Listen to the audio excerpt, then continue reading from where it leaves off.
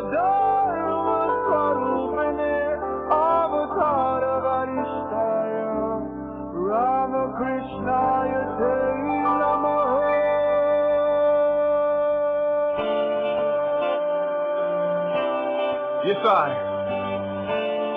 this song is called Be the Change, inspired by the words of Mahatma Gandhi, who lived for peace and not violence, and told us to be the change we wish to see in the world. Welcome to the 100th Monkey Radio with Tom and Ramon. We are recording this on September 9th of 2014 and September 10th of 2014 for those over on the other side of the world, which our guest happens to be tonight. So Ramon, yeah, well, so is Ramon. He's always out there somewhere. Oh, so how you doing, Ramon? Pretty good. No complaints. So you've been working on your book diligently, I hear? Yeah, I'm trying to finish up before the year is done. So hopefully that'll be done by the end of the year. I'm shooting for November or December. Cool. Yeah, I'm excited to take a read myself. Cool. Yeah. So you got anything you want to throw out there in the news before we bring our guests in and get rolling tonight? Yeah, actually, there's I was expecting to talk about the weather today. Oh, it's beautiful. It's sunny. All right. The rock that may rewrite chapters of world history. So I found this, and because of our guest, I thought you might know something about it, but I'll read a little bit about this article. Dr. Derek Cunningham made contact with us after reading our first article on the engraved rock. An original engraving made by Ancient Advanced Technology. It soon became apparent his extensive work and research was a perfect fit and an essential element in making sense of this unique artifact. We now work in partnership, and this article is one part of this process. I'll read the next paragraph and then I'll move on. Recently, we presented what is intended to be the first in a series of articles discussing some of the implications associated with an amazing engraved rock recently discovered in Australia that has rightly drawn comparisons with the Biombos rock of South Africa, an engraved stone that is one of a select group of artifacts dating from circa 400,000 years ago to 70,000 years ago that shows the earliest evidence of consciousness, non-survival related thought in early human history. Life after death thought, huh? Yeah, and it goes against with what they taught us in school, Tom. Oh, man. Let's bring in our guest, because our guest is going to amaze you. Yeah, we've got Jonathan Gray with us tonight. He's just released a book called Dead Man's Secret: Tantalising Hints of a Lost Super Race. He's an international explorer, archaeologist, and author. Jonathan Gray has traveled the world to gather data on ancient mysteries. He's based in New Zealand, and Jonathan has his health therapist, wife Josephine, and one son. Jonathan has published more than 50 books and videos, written several hundred papers, and hosted newspaper columns. He writes in popular conversational style, but with a keen eye for evidence to support his findings. The documentation sometimes includes certificates, private letters, and facts that others refuse to publish. Controversial, highly sought-after speaker, Jonathan has appeared on numerous television and radio shows worldwide and lectures to audiences on every continent. He's a hands-on archaeologist. Over the past 47 years, he has penetrated some largely unexplored areas, including parts of the Amazon headwaters, and he has also led expeditions to the bottom of the sea, to a remote mountain and desert regions of the world. His findings include evidence of lost ancient Egyptians in the Americas, remains of ancient giants on a remote Pacific island, and of Egypt chariot parts and skeletal remains scattered over the seabed. His website is beforeus.com. And Jonathan, I'd like to welcome you to the 100th Monkey Radio. Well, thank you, Tom. It's a pleasure to be there with you, and also Ramon. Yeah, I would like to start off by asking you, how many books you write a year? Well, some years I don't write any books, but this last year I've written 5.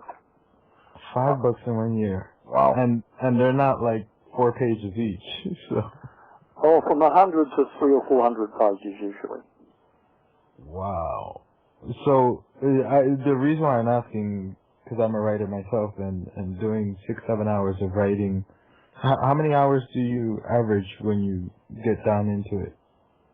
Well, often I don't write a book until I've got information that needs to be written up. In other words, I get a certain amount of information on a subject, and I'll think, well, I've got enough now that we could get busy on a book. Now, my book, Ark of the Covenant, was 600 pages, but that took me 9 months. But I've been collecting information over a period of about 7 or 8 years before I wrote it. So I guess it's not always the straight writing. It's more this putting together material which has been accumulating and which now needs to get out to the public because it becomes an urgent matter of importance. The subject itself becomes something which I have what shall I say, an urge to get out because it's striking me as being worthwhile. Right, right. You know, we all understand, Jonathan, that pretty much history's been written by the victors. And throughout history, that's the way of this world, it seems, that, you know, whenever a new civilization or a culture springs up, goes in and takes over an area, they for whatever reason, they always try to totally destroy the culture that was there and wipe it off the map to, you know, supplant their own histories and their own thought forms and their own agendas in place, which, you know, where we're set today in the world, there is just so much out there that we don't know about what's really happened on this planet. You know, and I can understand you know, for myself, there's a certain passion there of trying to dig this stuff up and understand it. But I guess what I'm going to ask you is what is it that sparked you and this passion within you to start digging deep into our history? Well, Tom, I guess about the age of 10, I read a popular magazine article about the British explorer Percy Fawcett, who went down into the Amazon area, and he came out rather wild-eyed, actually, back to Britain, and addressed the British scientific community. He said, "I have discovered a city in the jungle. It's a dead city, huge, enormous city with huge buildings made of stone, and it's dead. There's no one living there, just vines, and there's little people with poison blowpipes and darts who keep people away. But I have to go back there. I'd like your support." Well, they gave him no support. So he went with his son and eventually got back into the jungle and never came out. They just vanished. Well, that struck my imagination, Tom, and I thought, well, that's a place I'd like to go and explore. See if I can see something in there too that needs to be found, because he came out and said there's so much in there and it's totally unexplored. That was my first expedition, by the way. Wow. Wow. Oh, so down to South America then, the first expedition, huh? First expedition.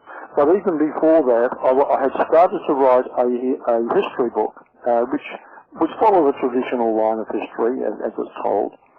But in the course of that expedition and expeditions that were going on while I was pottering around with this book, which I wasn't really writing too fast, it took me a few years. But I got to the stage where I was finding artifacts that did not fit what I was writing about. And it began to occur to me that our traditional history was at fault. In fact, it wasn't only did not only have gaps in it, but it was seriously at odds with what I was seeing. And here were artifacts that should not exist. if history was as we're told it was. And it wasn't just one or two, which of course I did brush aside when there was only a couple of them, but then as it began to appear on other continents and there emerged a pattern between them, I saw here's something that needs my attention. So I scrapped the book I was writing, totally scrapped it, and began to investigate over about 30 countries the out-of-place artifacts, which, although they did not add up and they shouldn't exist by our traditional teaching, yet they fitted each other. Artifacts in South America agreed with those in Egypt, for example. And the pattern was worldwide. It became evident to me that there had been a worldwide culture that had been forgotten, and it's not in our history books. Yet it is our history. Oh. So did you try at all to bring all this out through the traditional academia routes? Oh, yes. And, you know, it's interesting, when you start to do something like that, very often they can't attack the evidence, so they attack the messenger. And they try to discredit the one who's bringing it out, because how can they answer what's being said without diverting attention to the messenger and trying to pull him down? That's the sort of common thing worldwide, Tom. It's not just an isolated thing. It happens to all people who find things that don't agree. It kind of reminds me of reading and hearing about history during the 1100s and 1200s, when they would, they would find these old Roman artifacts, and the books became completely illegal to read or to find out anything about the Roman history pre-Christian. It seems that the same thing is happening now, except we're not covering up a religious fact, but what exactly are they trying to cover up, and why? Well, as you know, since 1859, the Darwinian theory of evolution has taken hold. Right. It's taught in all the schools, all the universities. There are men who have gained their doctorates on teaching it, on writing dissertations on it. People have gained their reputations by teaching it.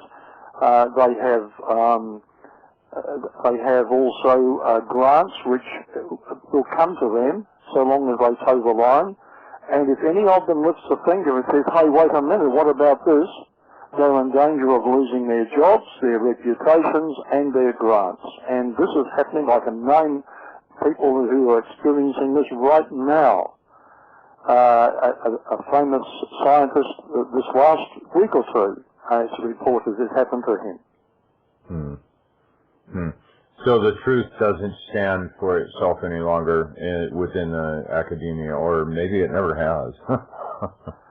No, and as a matter of fact, and this is between us, but others will get to know it, a survey was made recently among scientists themselves as to how many, what is the honesty in the scientific community, and the majority of scientists admitted things which, and the result of the survey was that 1 in 7 scientists is faking information. Wow. Wow, that's kind of startling just in itself. I'm not surprised. But what was it that the scientist, maybe you don't want to say his name, but what was it that he was saying that is happening to him now? What was it?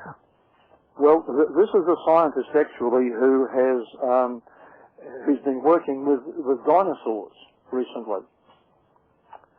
And if I can just think of his name, I'll tell you in a moment anyway. But he discovered that blood cells and soft tissue was still intact on this dinosaur that he had found. And we know from biochemistry and examining the decay rate of various parts of the body and so on, that for soft tissue still to be attached to the body of a dinosaur, that is something that would not take place if the dinosaur was 65 million years old. Right. It could only exist if the dinosaurs have been alive in the last few thousand years. Right. Wow. No, that one in itself, the dinosaur thing, you know, I saw some artifacts that came out of South America with dinosaurs on them. And these artifacts are reported to be, you know, 3,000 to 5,000 years old. Yes, that is right. This scientist, by the way, he's well known. I'm just telling you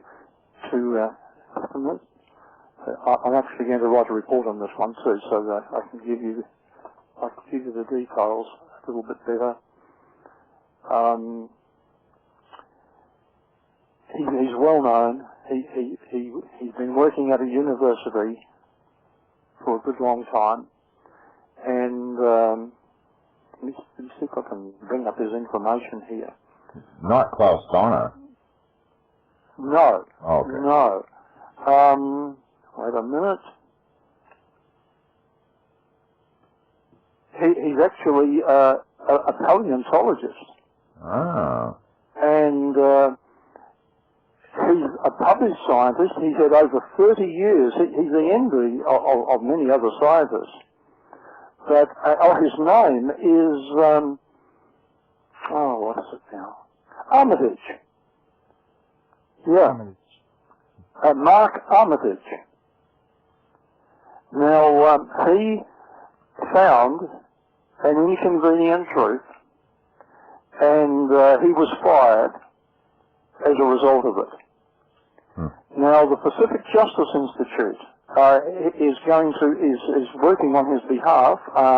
They allege that the university official where Mark Armitage worked shouted at him, "We're not going to tolerate your religion in this department," because they said because he'd found something and said it was young, he was religious. Wow. And the suit is being made against the California State University, Northridge. It was filed recently in the Los Angeles County Superior Court against the Board of Trustees, and it's alleging discrimination because he was fired for that discovery. Wow. Wow. Well, you know, maybe this will give some of these other scientists that are out there that are sitting on stuff the courage. If he comes through this with flying colors, and you know, the justice system backs him up, then maybe we'll have some more people that come out and say, okay, well, you know, that's true, but look at this here. Oh yeah, absolutely. Yeah. And by the way, this man is no novice. He served on the board of directors of various scientific institutes. He's also in the Microscopic Society of America, the Southern California Academy of Sciences, and the American Society of Parasitologists. That's parasitologists. Wow. So his articles have been published in quite a number of scientific magazines. Right. So, back to your work on what you've been finding, and you know, some of the stuff that you found in this book, the hints at a lost super race. You know, there's been so many odd discoveries that have been thrown out there. Things like one that pops into my mind is those spheres with the circles etched around them, parallel circles that are etched around them. I think were found in a coal mine. Is that right, Ramon? Yeah. That's what I'm talking about. I think it was, you talking about the ball-bearing ones or the stone ones? The stone ones. Oh, that was found in America, right? Yeah. I mean, just stuff like that, it just blows me away that they're found in strata that they're dating millions of years old, not just thousands of years old, where you know, could maybe talk this stuff off somehow. But they're finding stuff that's millions of years old. And that is way outside the box from what we've been taught. So what is some of the more really amazing stuff that you've found and added into your book here? Well, examples of high technology. Well, I guess we could look at mystery micro artifacts that have been found in the Ural Mountains of Russia, the spiral-shaped artifacts made from copper and tungsten and molybdenum. Now, in case people don't know, tungsten is used for hardening special steels and for the filaments of light bulbs today. And molybdenum is used for hardening steel and giving anti-corrosion properties to tools. But the interesting thing about these artifacts, they range from only 1¼ inches down to an incredible 1/1000th of an inch. In other words, they're microscopic. Wow. And exact measurements using electronic microscopes show that these tiny artifacts are constructed according to the phi proportion, for which we know is the golden section. I think we're mostly familiar with the phi proportion. So that almost sounds like it was used more for electronics. Well, yes, it does sort of suggest that, but they do have resemblances to control elements used in miniature devices in our latest nano machines. Wow. And what kind? These have been found up to 40 feet underground. 40 feet underground, in rock, I suppose. Yes, and in hard packed clay that is being mined for gold by miners. It's miners actually who found them. They saw the bigger ones first, and then universities in Russia and Finland asked for more samples, and so they dug around and found plenty more. And they've been analysed at the Russian Academy of Science in Moscow, and St. Petersburg, and the Helsinki Institute in Finland, and declared to be of technological origin. They're not natural. Wow. Found in undisturbed strata. So 40 feet in hard-packed clay, what would that equate to year-wise? Well, I'd say several thousand years old. But by my understanding of the dating systems, these are thousands of years old, older than they ought to be. And so, how is Russian academia reacting to this? Are they more open to the ideas that some of this stuff was happening in our history than, say, the Western states are? Well, yes, I would say so. The Russian scientists actually think it's appalling that Western scientists have such closed minds. They do claim themselves, Western scientists, to be more open-minded than our Western scientists, and they may have a point there. Yeah. Yeah, the Russian scientists, I've heard them studying things that they wouldn't touch in these countries with a 10-foot pole. Yes. You know, some of the things I found very amazing, and also was another one for I can't remember the person's name, destroying someone's career, a woman and a man. It was defined in Mexico where they found a body, a human body that was, I think, 1 million years old, and they had used, what's the name of the microscopes, the microscopic organism that they use for dating? Isotopes? No, it's, I can't remember the names right now. It's these type of bacteria, and they use them for dating different things. Oh yes, I just can't think of the name. Dylomite? I have the word. Anyway, so this bacteria is used for dating because they change so much. So when they found the body, they found these the remains of these bacteria as well, and they used for dating. And then they were saying, oh no, it's, you know, there's probably a river that washed in and washed the bacteria in. And then they looked around the area close to where they found that, and they found 2 different types. So they were the right age that they were saying.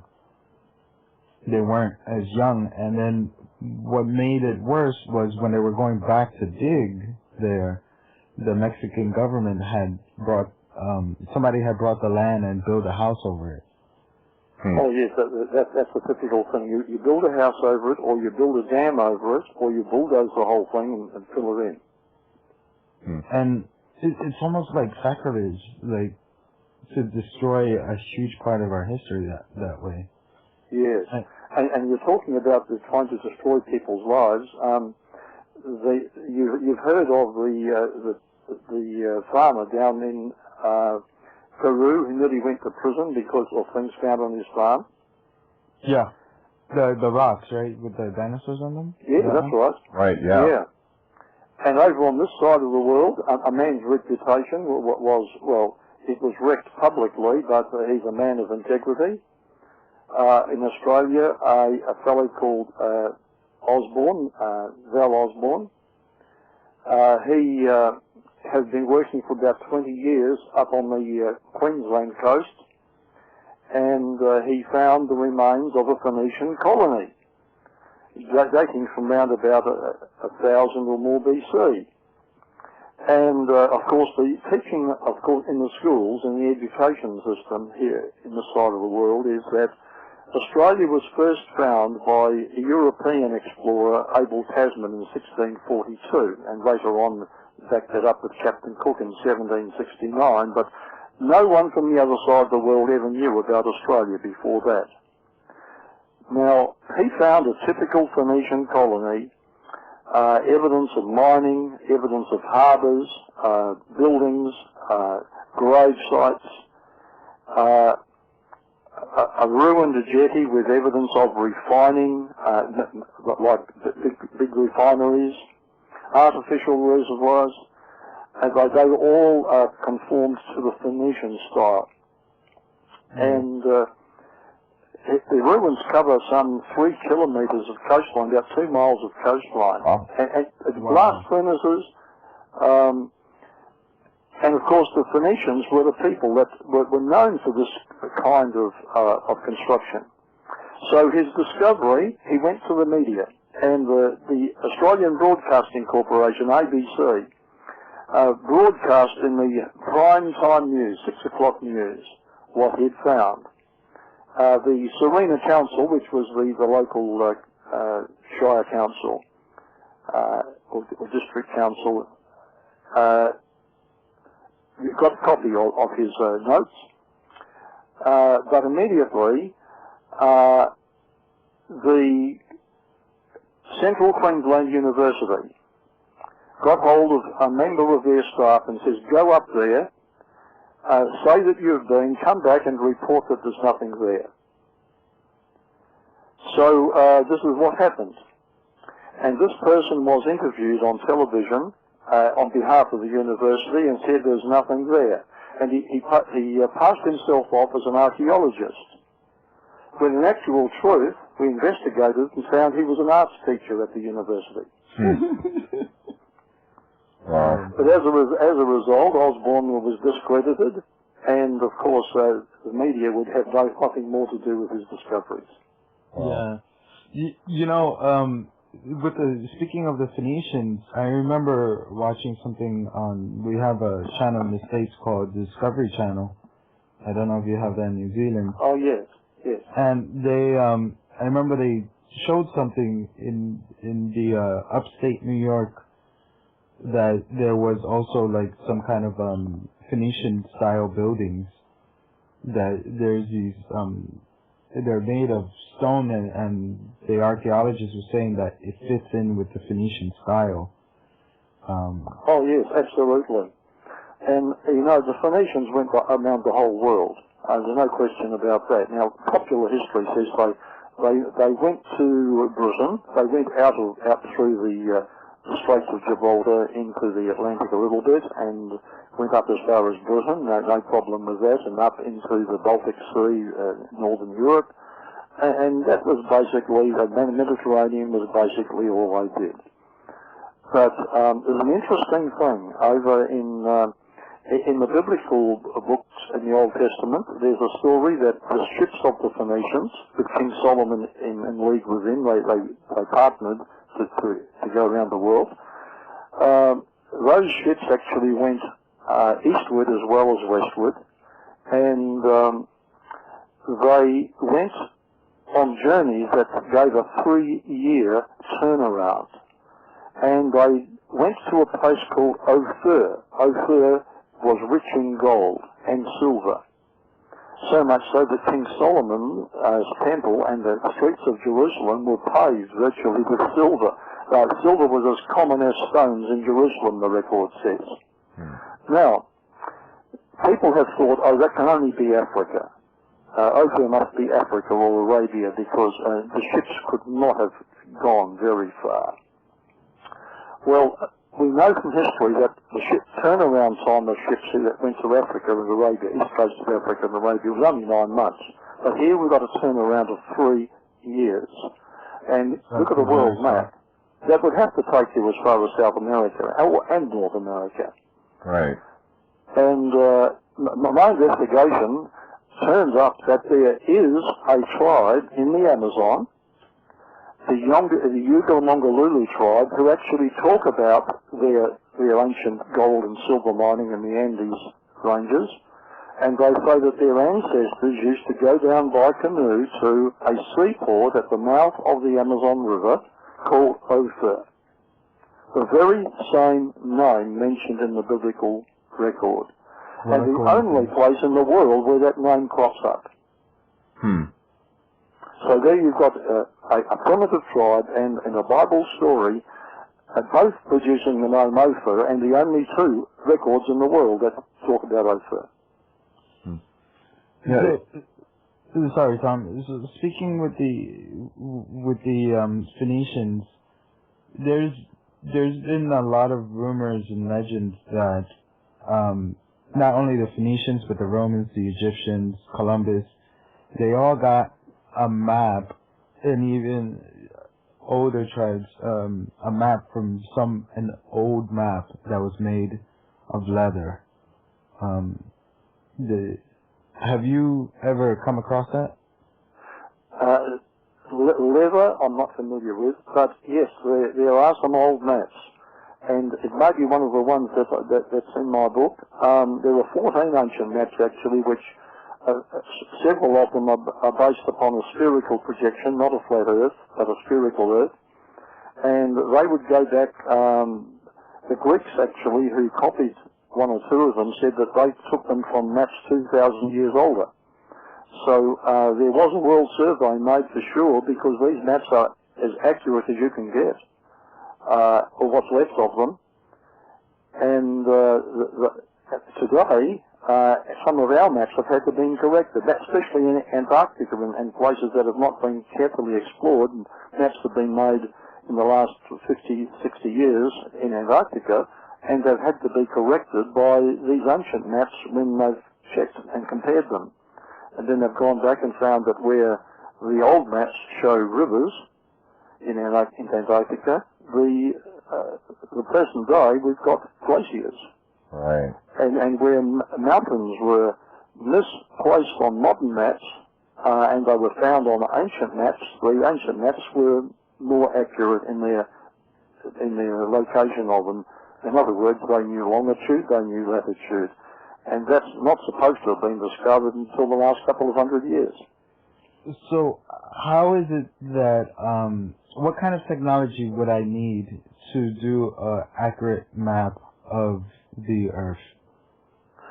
The maps that we've got from ancient times, based upon a spherical projection, do appear to have been done from an aerial survey. And today we would say an aerial survey is the most accurate way to do it. Because there's I forgot the name of it.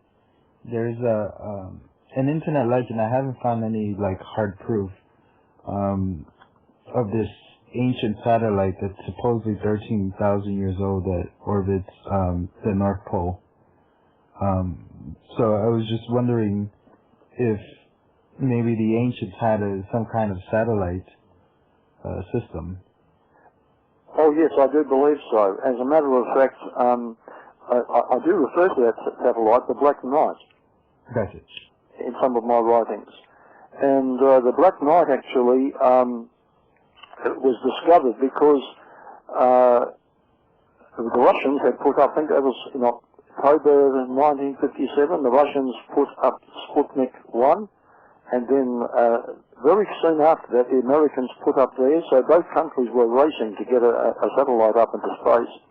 And then of course the trackers came into the telescopes came in and tracking them, and they found this anomalous satellite, which was not going in an orbit parallel to the equator, but was going in an orbit which was polar, and it was much bigger and further out than the two that were put up by America and Russia. So here was a technology superior to theirs. No other nation had technology to put satellites up, and it could only be thousands of years old. And since then it's been tracked quite a lot by other scientists in different countries, but it exists all right, no problem. Yeah, I was going to ask if what kind of details or evidence has been found for this satellite out there. It's about 22,000 miles above the Earth. I do know that there was talk of sending some scientists up there to try to land on it and penetrate into it, but I've never heard of any result, and probably that would be a difficult thing for them to do. So I'm an amateur astronomer. I have just a little 8-inch telescope, but for something that's 23,000 miles away, I should be able to zoom in on pretty damn close. Oh yeah, I think you might be able to. I would think it would be an interesting thing to do, Ramon. Yeah, it definitely would be. But wouldn't you have to be way further north to be able to see it, or can you see it from Washington State, where it's on this? You should be able to see it from Washington State, I would think. It's been observed from other parts of the Americas and from Europe, so I wouldn't think too much of a problem. Yeah, 23,000 feet it should be up there high enough for me to get a good shot of. Oh yeah, I think if you go for it... 23,000 miles, right? Yeah. Miles, that's right, yeah. So just to give people an estimate, the moon is 90,000 miles. No, the moon is 256,000 miles. Where I get 90 from? Sorry. That's 90 million miles to the sun. 92 million miles to the sun. Oh, okay. All right. Yeah. Sorry. I'm glad you corrected me on that. So it's not too far away. No, actually it's not. It's, what would that be, a tenth of the way to the moon? Yeah. So have they found any markings on this satellite? Could it be Atlantean or Lemurian or any of other ancient cultures that we're unaware of?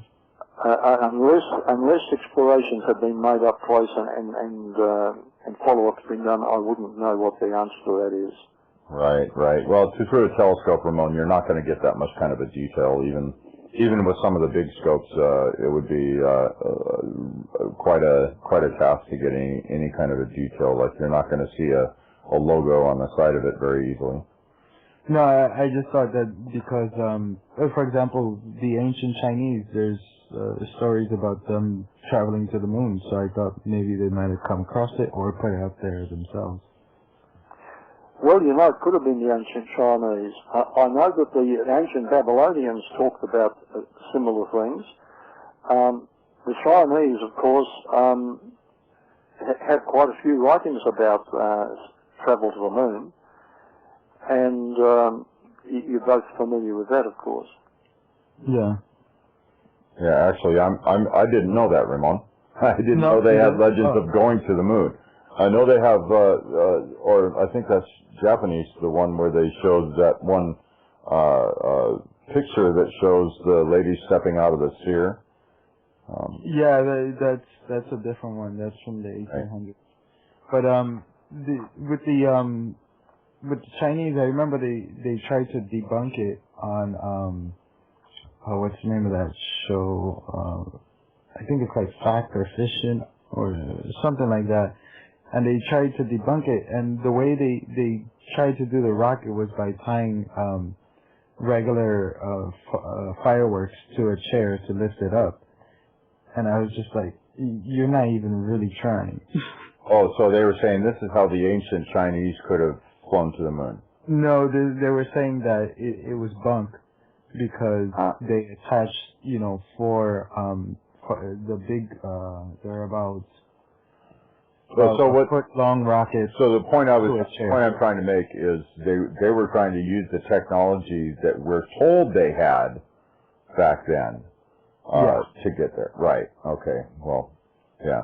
I see. I think it's very, very interesting, you know, that I think we first heard about this when Nixon Richard Nixon, your president, established a rapport with the Chinese a few years ago, and they exchanged a lot of documents, and the Chinese documents came into American hands for the first time relating to this, and they actually named the engineer of the Emperor Yeo, who wanted to go to the moon, and he actually and his men engineered the craft to do it, and they went on this, what they call a celestial bird. If you translate it into English, the closest you can get, a celestial bird, which provided them with information as they were travelling, and they flew into space where they could not perceive the rotary movement of the sun.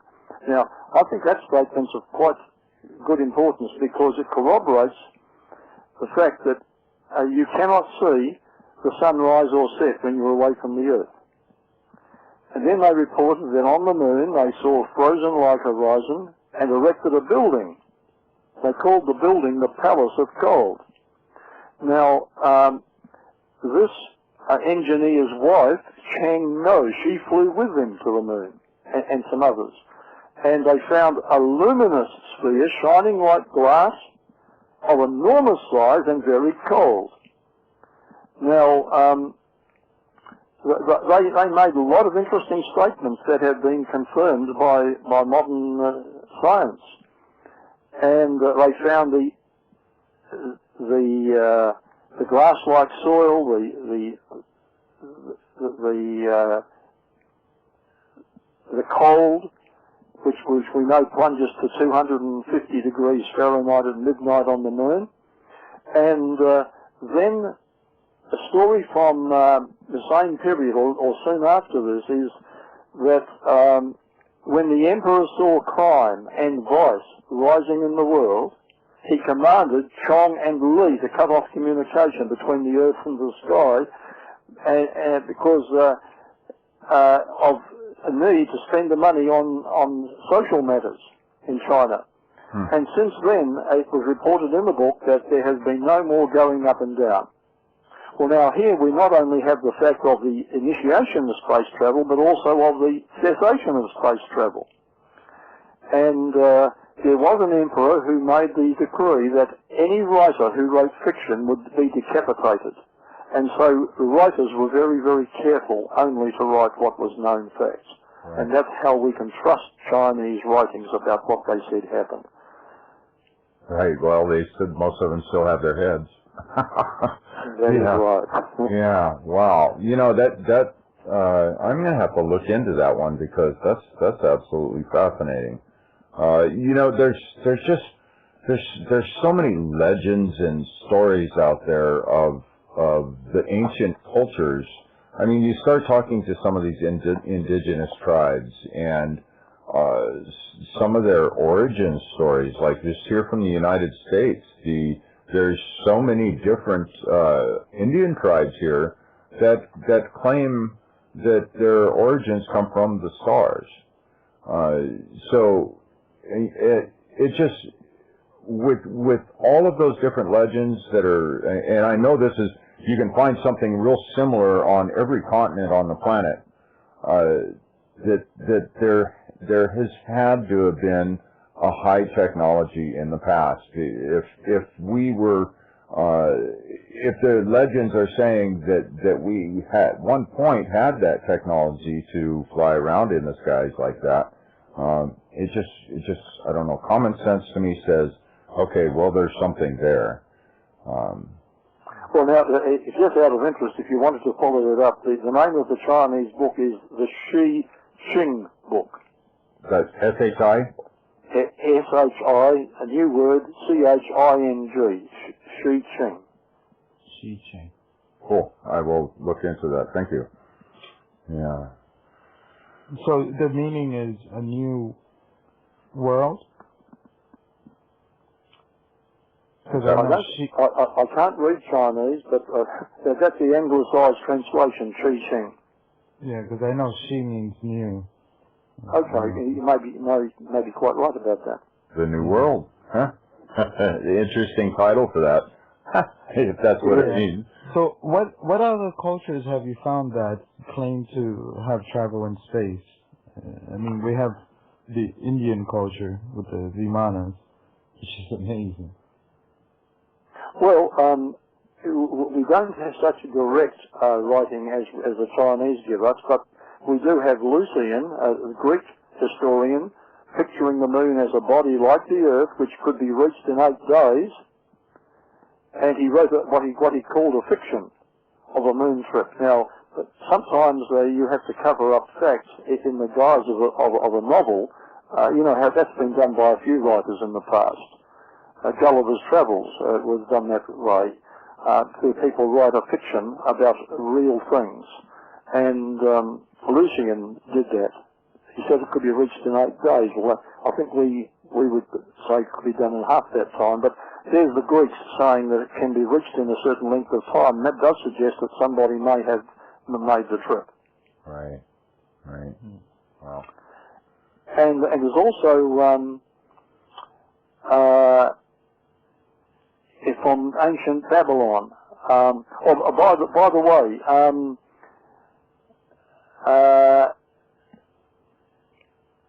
no, I don't think that would be from ancient times. Sorry, I was going to say something else.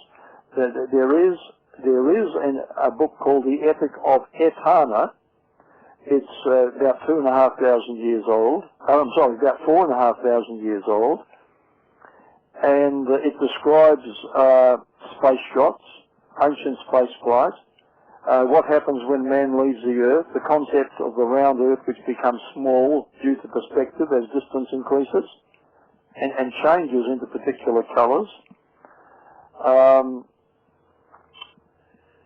There are quite a few references to celestial birds, which of course don't have to be space travel, they could simply be normal flight. Right. Right. Yeah. There's also, I think it's either Guatemala or Mexico. This is not spaceflight, but I remember hearing, this was about 20 years ago, hearing that they actually had proof that they had a flight using the big hot air balloons made, I think, out of some kind of animal hide. It was either in Guatemala or Mexico. I can't remember where exactly. Have you heard of that? Yes, I've heard of balloons. I haven't studied into that aspect of it. I would say, based upon what the other things we do know, there certainly were surveys made from above the ground and not on the ground. On the ground, but above the ground as well. I might be jumping ahead of myself here, but how many advanced cultures do you think were on this planet before ours? Well, I do believe that there was a global culture. My investigation of the patterns on all continents does indicate that there was a common pattern to the shapes and the methods by which things were done, which suggests a shared culture worldwide. Much as we have shared cultures today. I mean, computers made in America are available here in New Zealand and Germany and so on. The fact is, it's a worldwide culture we've got today, even though the civilization of America is different from ours here. Yeah. I always compare pyramids to skyscrapers. Yes. Well, skyscrapers are the same worldwide now, and pyramids were too in the past. Yeah. And what do you think about those places where I think Hungary is one, I believe Russia is another place where they claim to have pyramids, and there's one more country. Bosnia? Bosnia. That's what I was thinking, not Hungary. Bosnia. They claims to have a pyramid. And there's also Linda Moulton Howe. I don't know if you're familiar with her. She's done research hearing about one in Alaska. What do you think about the one in Bosnia? Well, here's my general opinion about such claims. There have been many things which have been attributed to a natural formation that have turned out to be man-made in the past. There was a pyramid down in South America which people said was just a hill. It was in Ecuador, just a mountain. But investigation showed that it was covered with, I don't know who would have done this, but we know the Spaniards were very good at having great jobs of covering up what the native people had done to make them look not so sophisticated as were the Spaniards. And Spaniards couldn't build a pyramid, so they'd like to cover it up. I do believe that did happen. And today, what it was a hill is now a pyramid. It's still the same shape, but we know it now to be a pyramid and not a natural hill. So it could very well be the same in Bosnia. That one in Bosnia is huge. Yes, it is. It's enormous. It's gigantic. Yeah. And you know, I've seen a couple of articles on the pyramids there in China, and from what I can tell, it appears to be that there's more pyramids in China than I think there are in Egypt. Oh, and the biggest one we know of in the world is in China. Oh, really? Higher than the Empire State Building. Wow. Is that the one covered with rice? Yes, I believe so. But parts of it are not covered up, and they actually have four colours in which the stonework was produced, and it has a flat top, and these four colours represented four meanings to which were attached to the pyramid in a spiritual sense by the Chinese. So do you think that those were, well, let me ask this question first. Why would the Chinese government cover something up? Because you would think that would show how great China is in their way of thinking, because all the other things that their ancient past they're very proud of. So why cover this one up? Well, that's a good question. That's a reasonable question. A German archaeologist who had lived in China for several years and had become trusted as a citizen by the people in the area in which he lived was taken to some of these pyramids by locals. And he photographed them. He climbed one and photographed several others on the horizon from the one spot. And ultimately he went to Beijing because he was perplexed that tourists are never taken to these places. If you go as a tourist to China, you go with the group, and the group decide, the leaders of the group, Chinese, decide where you're going to go. And you leave China having been where they've taken you and where they decided you should see. So he went to Beijing and he spoke to archaeologists there, and he said, look, why don't you let these be known, these pyramids? And the answer they gave him was, there are no pyramids in China. So he pulled out of his vest pocket a few photographs he had taken and says, well, gentlemen, explain these. He says, this one here is 40 miles west of Siam. This one is so much further. This one's on the Marco Polo Silk Route, beside where Marco Polo came through. Well, they knew that the secret was out, that he knew something that they were trying to cover up, and they said, well, the world outside China is dirty compared with us, and they're not spiritually attuned to our ideas, and they're not ready for such things yet. And that was their answer. Wow. If that's true, then that would make sense to a certain degree. But when was that? I think 15 or 20 years ago, I saw, I guess I had so much time on my hand in those days, something about the red-headed giants, 7-foot tall men that were found in northern China. And I heard some people say that they might have been the ones who built it. They were very old. They're very old. And if we go back to the pyramid building age, I think this would be, as you mentioned earlier, Ramon, you've got the skyscrapers today. Skyscrapers are a mark of the 20th and 21st century. And pyramids were a mark of the period of early Egypt, which I think would be pretty much the same for the other countries of the world. Right. That's something, even within Egypt, there's the dating of the pyramids and the Sphinx are really in question. I mean, our Western academia says they're 2.5 to what, 5.5 million or 1,000 years old, something like that. Yeah. And there's so much evidence that points to something more like 12,000 years old, 11.5 to 12,000 years old.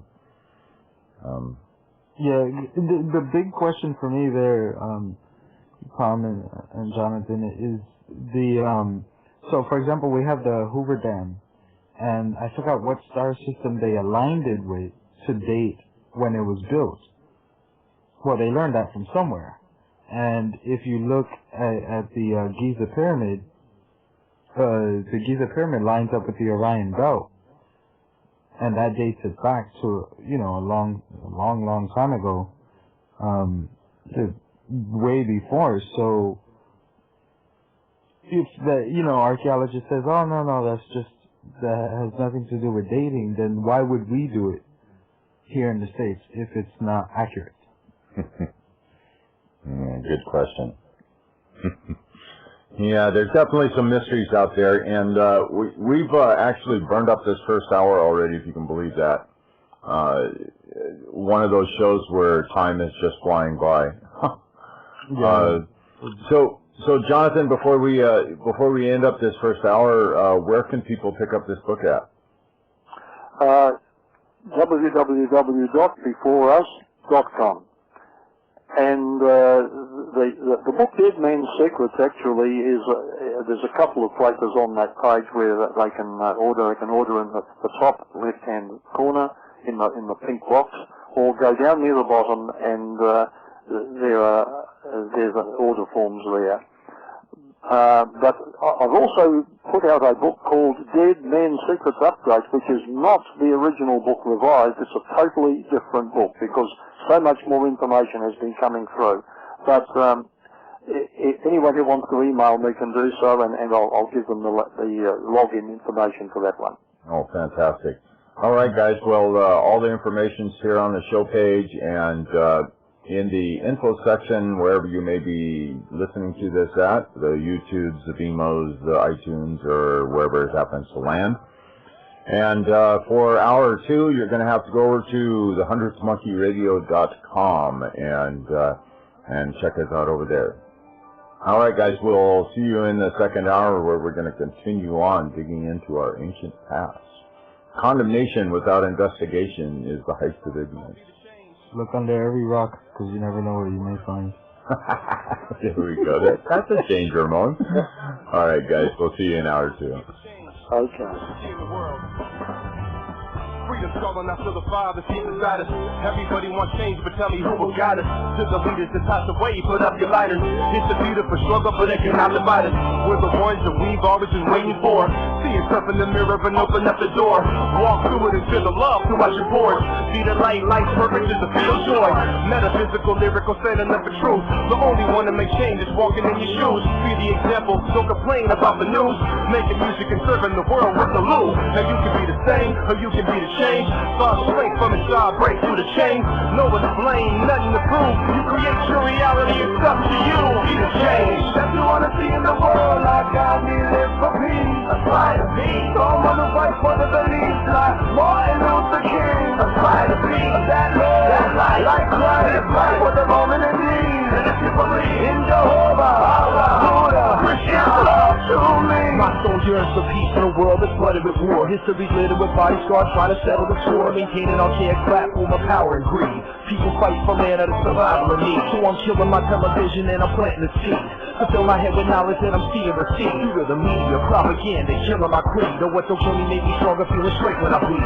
Fighting for inches before it's attached to feet. They try to say you anything in this world, nothing for free. Lay their fire and water, they keep up in the ante while the anti-proletariat hold the powers to be. But we keep fighting, surviving and thriving, recycling and rhyming. We constantly inclining, we see through the lying and prying. They have to keep trying and keep you from asking the why and the change. That's what I want to see in the world, like Gandhi live for peace. I try to be someone who fights for the beliefs, like Martin Luther King. I try to be that love, that light, like Christ, fight for the moment of need. And if you believe in Jehovah, Allah, Buddha, Christian, love to me. We find solutions, different possibilities, creating organizations I aspire to be, inspiring young minds to see, building life skills, nurturing creativity, fulfilling the youth basic needs, listening actively, teaching the tools to succeed, positive role models we plant the seed, the roots spiritual model with seeds and trees, someone healthy, giving back the amount of possibility, need to change. That's what I want to see in the world, like God lives for peace. I try to